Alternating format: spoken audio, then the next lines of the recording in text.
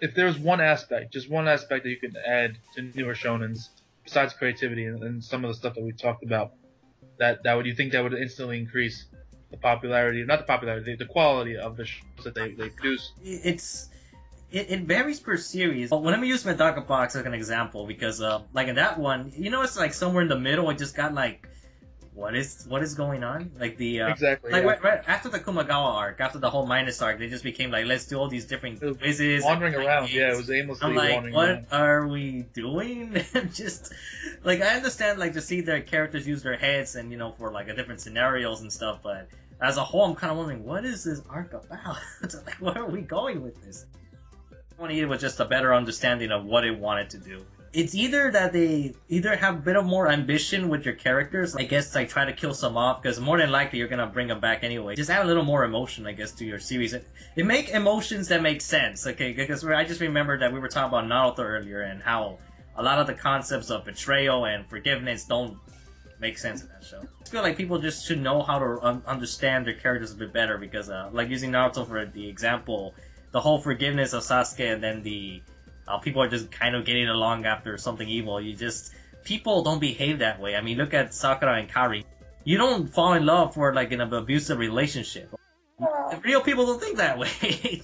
No, she ain't even got the dick from this guy. I'm like, damn. So, what do you see in him? And she never even liked him for anything other than superficial reasons. There you know what I'm saying? She was just completely shallow, and she's still in love with the guy even after he tried to kill her. She's a psychopath. There's no other explanation for it. Psycho. Yeah.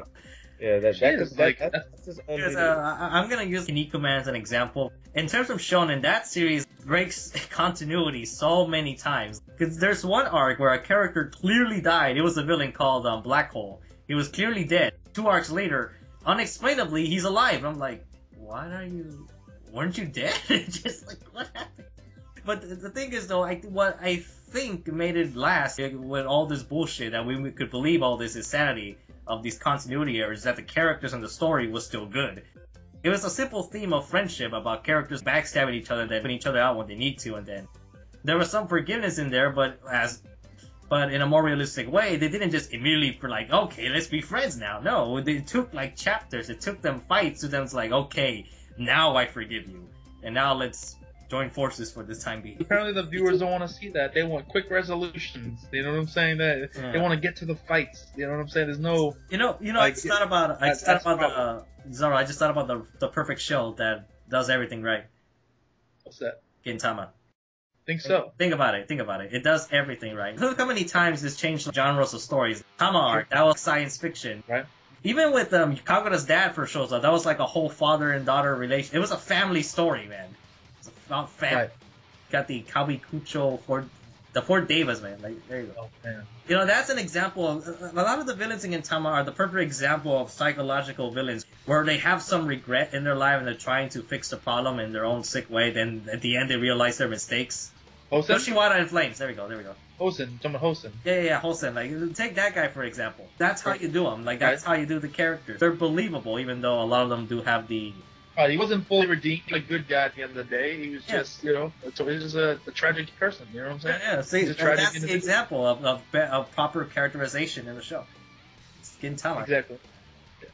He's still a villain. He was sympathetic, but he wasn't redeemable. You know what I'm saying? He was someone past that point, but he died obviously. But it was just one of those things where you kind of understood where he's coming from, but at the end of the day, he's still a villain.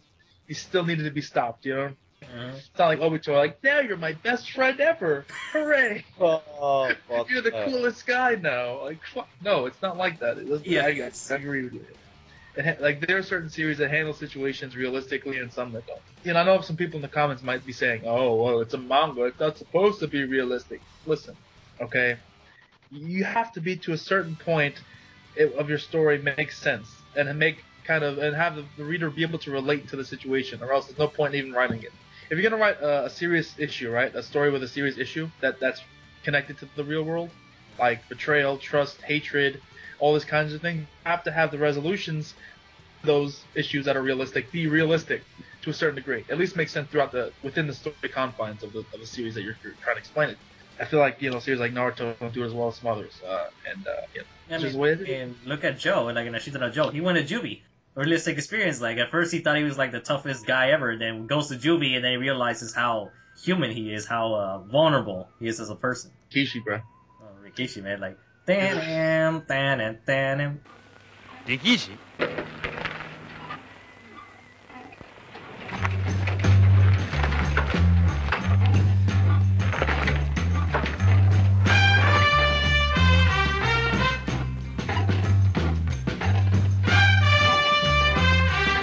I love that. I love the music in Joe. It's so good. Trumpets, man. It's all about the trumpets. Trumpets and I love whistles. that soundtrack. That's what it is. Trumpets and whistles. Yeah, it's so good. That show's so good. Yeah, it's just great. A little girl is even more annoying than Ren, I'm just saying. Oh, no, man. A little girl. Her voice actor, oh my god, my ears are bleeding. No. Lin is the Lin. It's like Lin, no one can Dude, come top on. Lin. You watch the anime, Hero, you have to know that little girl's voice, like, so high-pitched, just like, I know, but at least she doesn't say the same thing over and over again. It's like, That's true. but Lin, That's she true. always say like, can.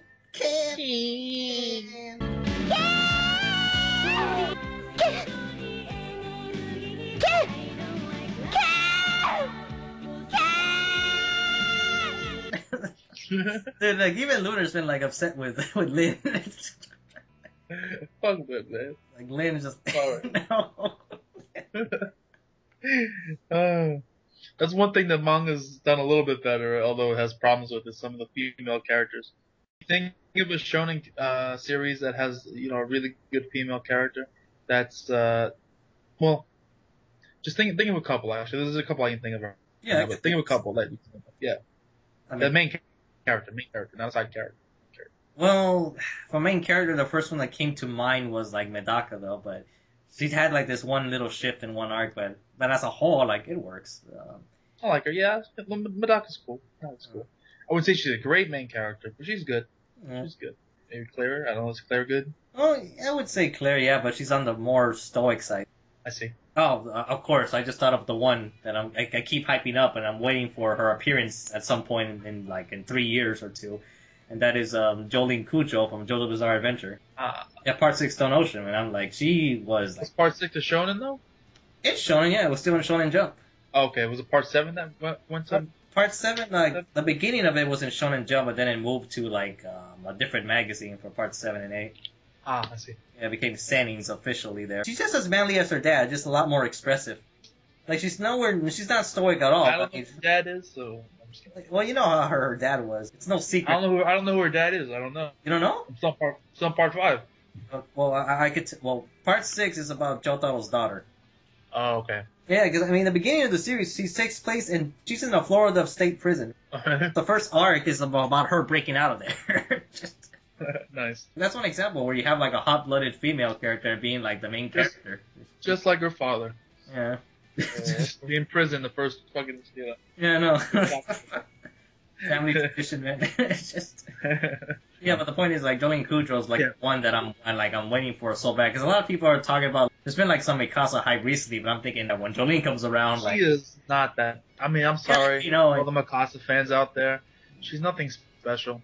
Cool, she does cool things, but she's not interesting as a character. She's pretty bland and boring. She's another one of those main characters, or one of those female characters that just, the main character Chan, I love you so much. Main character Chan.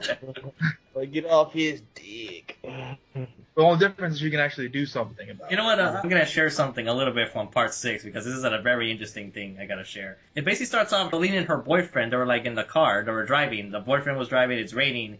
And it starts off that they run someone over. And the guy's promising her, we gotta hide the body. So they move the body and everything. Eventually it catches back and it turns out that the boyfriend lied in saying that she was the one driving. Damn. She's not the type of character that she just flings to any other guy right off the bat. Abandon her naiveness and sort of like pays attention to everything. Because at some point in the story she meets him again. But she doesn't forgive him at all. She actually gets a little bit of payback. That's good to hear.